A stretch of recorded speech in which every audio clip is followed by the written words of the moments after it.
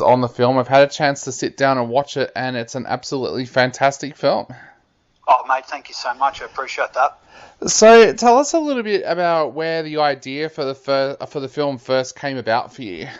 I think it was an interesting one because, you're always looking for inspiration. Like, I remember when I saw Roman Polanski once at a film festival, and someone in the crowd sort of said to him, what inspires you? And he turned around and he said, you could.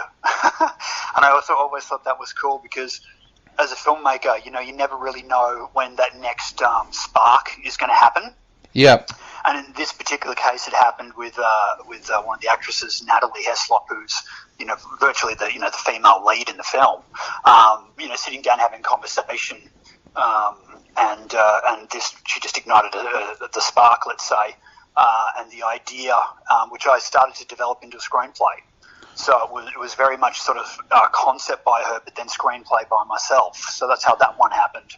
Okay, so how did that writing session kind of go? Like, how long did that take for you to sit down and flesh it all out and turn it into a story?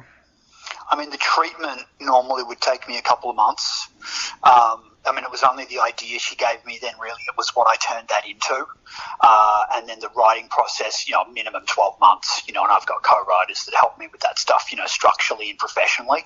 So, yeah, at least 12 months or more in the writing before it was ready to even sort of slate as a film.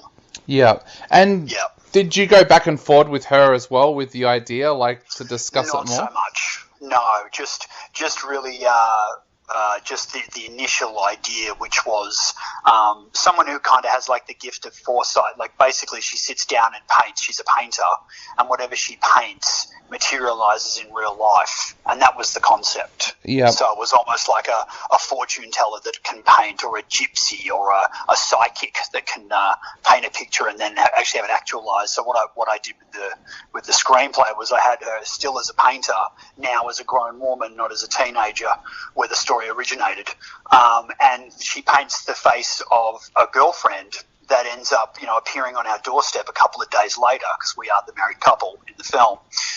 This character appears, and it's someone from her past, and in her past, she had told her fortune and promised her that she'd meet her soulmate, which ends up being me.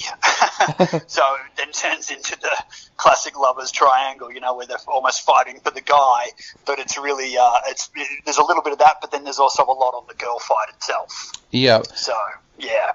And did you always know who was going to play the parts? Like, did you write this with yourself in mind and Natalie in mind as for the parts? Yeah. It's a good question. I had really gotten to know Nat quite well, and I think when she did Playboy and really kind of peaked, I thought this is interesting because, it's a borderline erotic thriller, and she certainly didn't have any inhibitions, so she's perfect for that particular role.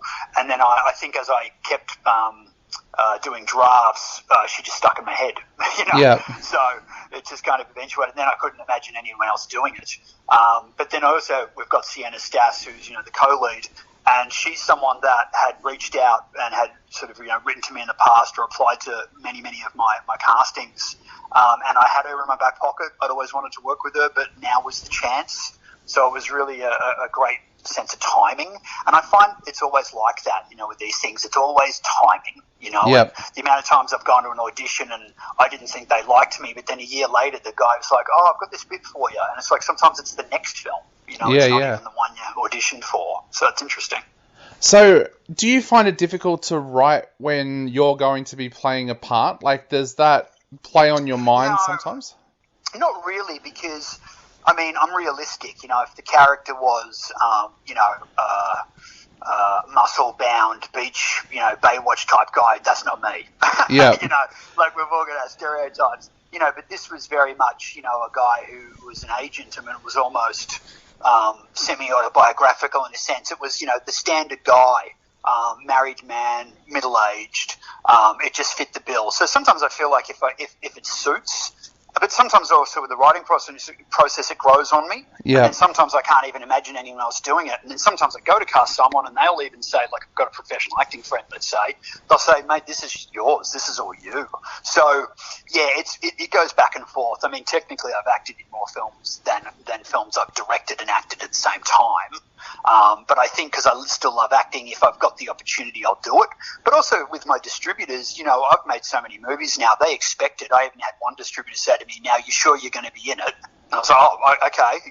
So it really is, you know, it's a mixed bag. It could happen anytime, really. Yeah. For young filmmakers and young actors that are out there listening, how difficult is it to direct yourself when you're in a film like that, especially in the early days when you're very young? I think when you're young, you do have more energy, though. I think it's easier to multitask. They'll say you're crazy to do it. You know, people, I mean, it depends how, I mean, I don't want to sound sort of self-conceited, but it depends how good you are. Because I've seen guys multi-skill and they just look like a hot mess. Yeah. But then I've been able to do it pretty seamlessly and people will be quite shocked. But also when I multitask, I'm giving it my signature and then it becomes an NHP film. Yeah. And if I sometimes don't do all that, it's something else. And if you look at the films I've just directed or the films I've directed and also been a part of the ensemble cast, they're two completely different streams of work. And I think the fans like the ones I'm in more overall, but that's not to say if someone wants to throw me, you know, multi-million-dollar picture deal that I'll just take the hot seat and direct. I mean, I'm open to both, you know what I mean?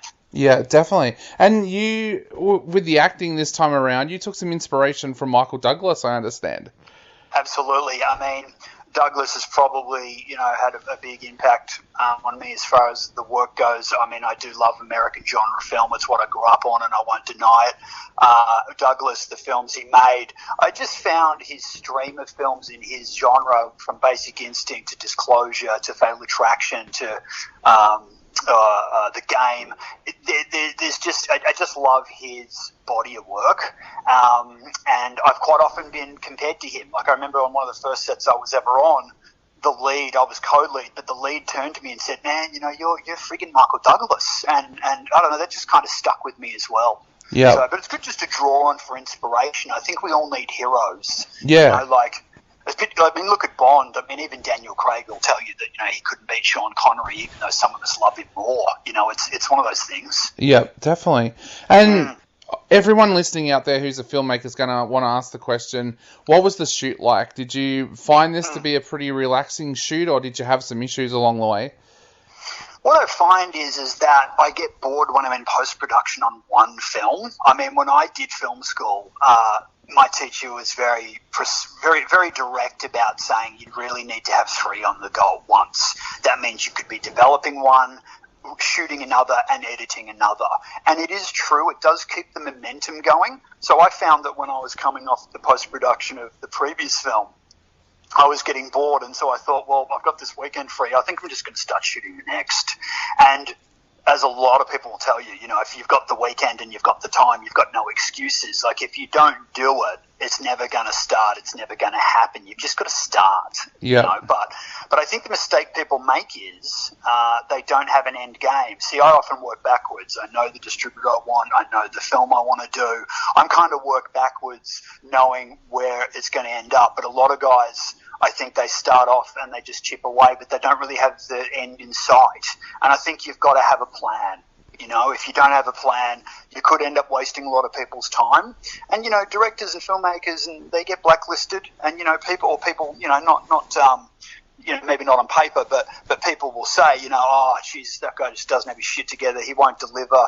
Oh, you know, we shot a movie 3 years ago. We've never seen it. You know, some people don't even give the rushes away for actors to build the show reels. I mean, it's inexcusable, really. You know, you can't treat people like that. And you've only got one shot. And if you stuff that up, no one's ever going to come back, and your name's mud, and it's very hard to come back from that, particularly when you're in a small city like ours, where, let's be honest, it's, you know, it's who you know, not what you know. Yep. So that plays a big part. Definitely. Now, of course, this movie's out now through Bounty Films. What are you working on now? I am actually working on what's technically going to be the 10th feature film. Yep. Which is huge. it was a bit of touch and go there for a while with obviously the whole COVID. Wasn't sure if I was going to be able to do it or not, but we got a little window and I've started it. I can't give you a title yet, but it's definitely in the works. So that there will be a follow-up film for sure. Awesome. Now, seeing iPortrait is out for people to watch, what would you like to say to everybody before they sit down to watch it? Give it time and be patient, because the ending is not what anybody will expect. It's a slow burn, and if you like independent film or even Australian independent film or local production, you want support, you love thrillers, and you're patient, just let this film wash over you, and you'll be very surprised by the ending. Exactly. Well, mate, I know a lot of our listeners are going to want to check out this film over the next couple of days, so thank you so much for chatting to us today, and we cannot wait to talk to you in the future for your next project as well. Absolute pleasure, Dave. Thanks for the time. No problem, mate. We'll talk soon. Thanks, Dave. See ya. Bye. Bye, mate.